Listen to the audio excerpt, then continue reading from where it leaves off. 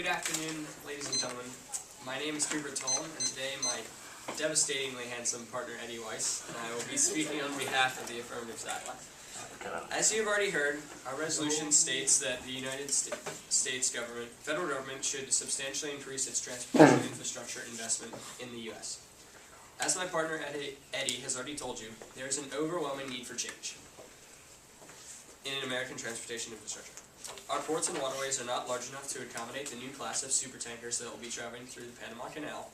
The old and decrepit mass transit systems that are located in our nation's oldest cities are not up to the task, and our nation no longer has an efficient railway system across the continent. Our plan is simple, practical, and desirable, and will follow some current steps that are being taken in order to improve our nation's transportation infrastructure.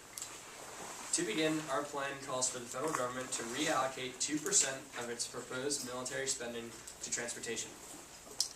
For the 2013 fiscal year, President Obama has proposed that military spending receives 18% of federal spending, both mandatory and discretionary, while transportation is proposed to only receive 2% of the federal budget.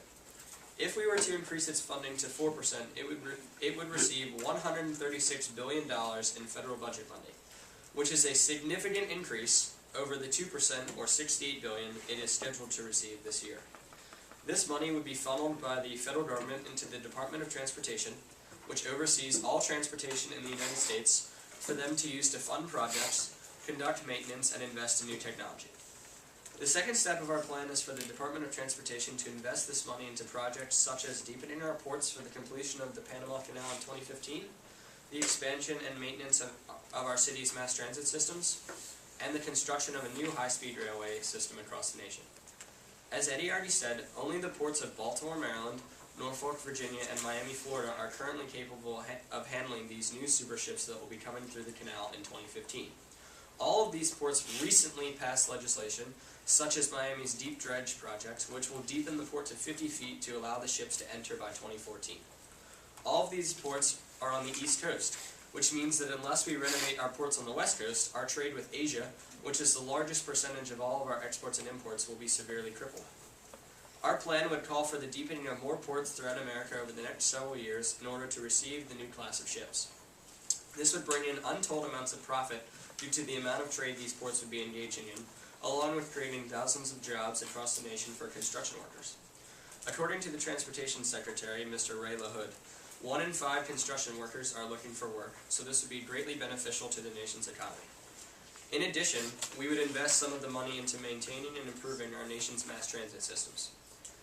If we were to invest money into mass transit, we could make our cities more accessible and improve the quality of life and cost of living for many citizens throughout the United States. The improved mass transit systems would be more efficient and allow more people to effectively commute to and from work, allowing companies to expand and create jobs. Finally, our plan would set aside funds to begin construction on an intercontinental high-speed railway system. Our plan would call for the construction of this system throughout America in order to connect our cities and towns like they once were when rails were an important part of American society. If we were to construct a high-speed railway system, commute time to and from cities would be cut in half, thousands of jobs would be created, and the profits would be unimaginable, as people would immediately take advantage of this system. This is proven by the recent Amtrak project, the Acela Express, which operates in the Northeast Corridor. The service was inaugurated in December 2000 and was an immediate success. As of 2010, it is one of the few Amtrak lines to operate at a profit. The best part of an American high-speed rail project would be that, unlike Europe and Japan, we do not need to spend money on construction of a line, nor would we need to spend the money or time blasting through mountains and traversing obstacles, as we have already laid our tracks and have tunnels and bridges from our earlier transcontinental railway. We would only need to upgrade the track to make it more stable and smooth for the immense speed, and purchase the trains necessary, and we would be able to quickly, safely, and efficiently transport our citizens across the nation.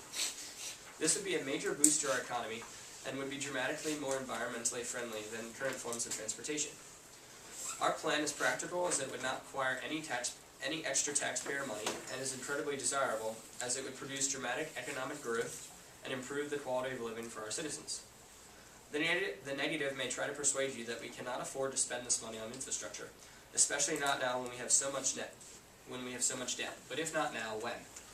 According to Keynesian economics, to keep people fully employed, governments have to run deficits when the economy is slowing, as the private sector will not invest enough to keep production at the normal level and bring the economy out of a recession. Keynesian economists call on governments during times of economic crisis to pick up the slack by increasing government spending and or cutting taxes.